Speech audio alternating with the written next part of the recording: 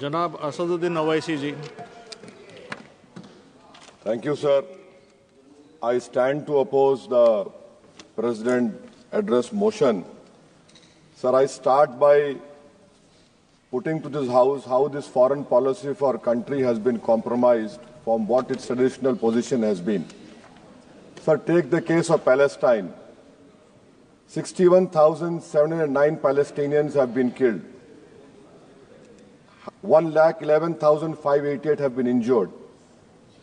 India is a signatory to, India is a part to Genocide Convention, and the Genocide Convention says that anyone who is party to the Genocide Convention must contribute to ensure it prohibits from contributing to genocide and also requires to take steps to prevent it. Sir, not a single hospital is there in Gaza.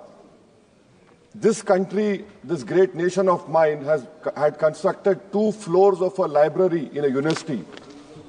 Those universities and that library has been finished.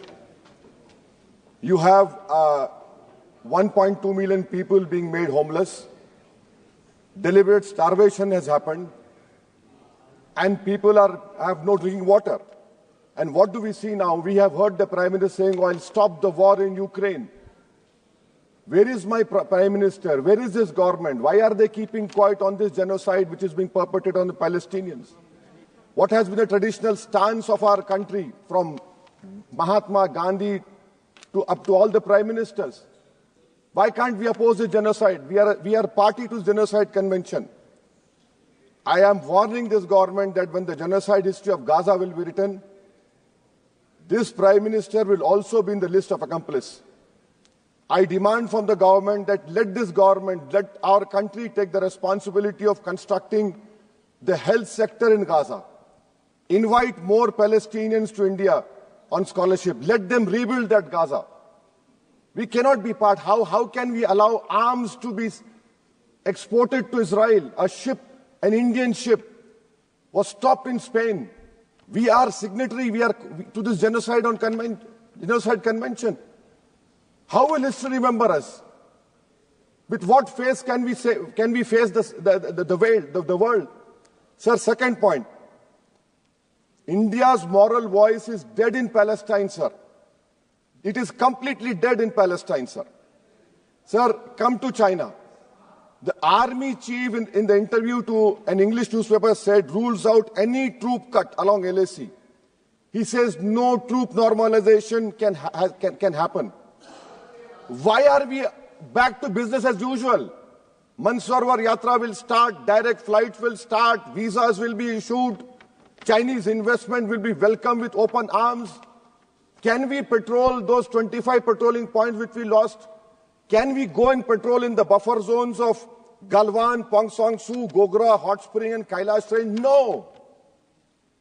With what we have lost 2,000 square kilometers of land. And it is back to business with China. I strongly condemn this step which this government is taking in the fear of China. Come to USSR. Pew Research study had said that 7.25 lakh unauthorized immigrant Indians are in USA and 18,000 are in final list for removal. Are we going to accept all this 7.25 lakh? Are we going to accept this 18,000 who are in final list for removal? How many aircrafts do you require? 300 aircrafts. Can this government has imagined what the loss of remittance? What will be their employment over here? They have no policy. In Bangladesh, for one person, we are destroying a relationship with Bangladesh.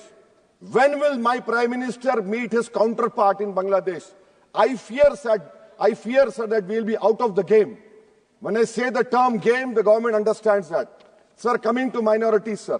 In 2023-24, 2,064 crores out of the budgetary allocation of 3,000 crores was surrendered by the Ministry of Minority Affairs.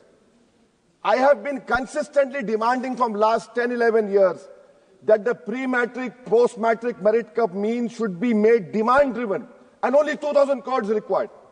Because of it not making demand-driven, you have thousands of Muslim students who are out of education. There has been empirical studies like the Kundu Committee which said that the reason for Muslim out-of-school children is financial wherewithal. You're not interested to ensure that Muslim children study. My community has the highest illiteracy rate in women. I have only 3 graduates out of 100. You're after Jamia Millia, you're after AMU. And madrasa you have cut down, yes, you don't read.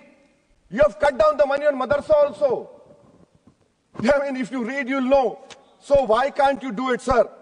And that is why I say, sir, this PMVJK scheme, come to Mustafabad and Okla and see. You have Mount Everest of garbage which is being dumped right inside a Muslim area. Why? Because it's a Muslim area. And then you have this person who was given birth politically through surrogacy by an institute which has an allegiance to a person who wrote "We Are a Nation Undefined" and bunch of thoughts.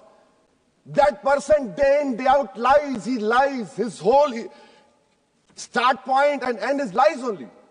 But what I'm hearing from the ground, which I've seen, a pure organic Muslim leadership will emerge on Wednesday, sir.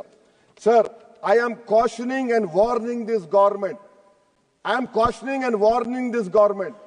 If you bring and make a Waqf law in the present form, which will be violation of Article 25, 26 and 14, it will lead to social instability in this country.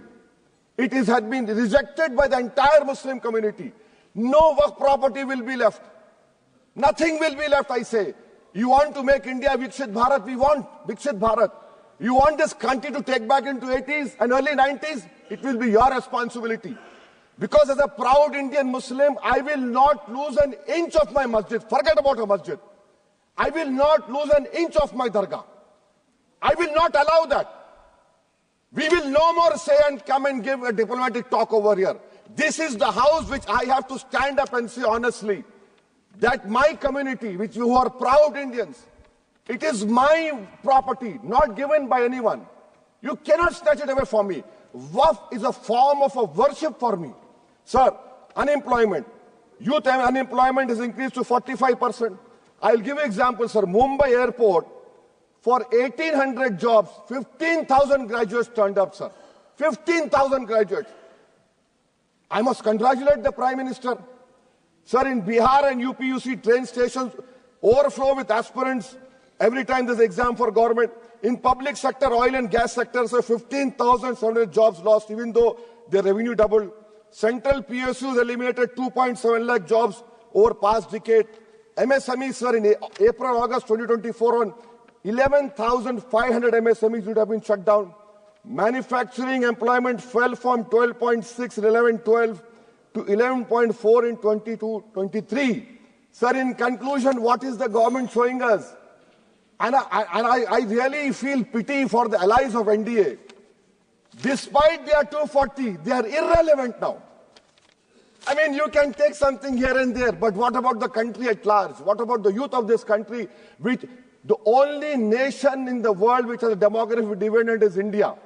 And this government has failed to uplift the youth. That is why I on the grounds which I have submitted, I oppose this present motion, sir. Thank you. माननीय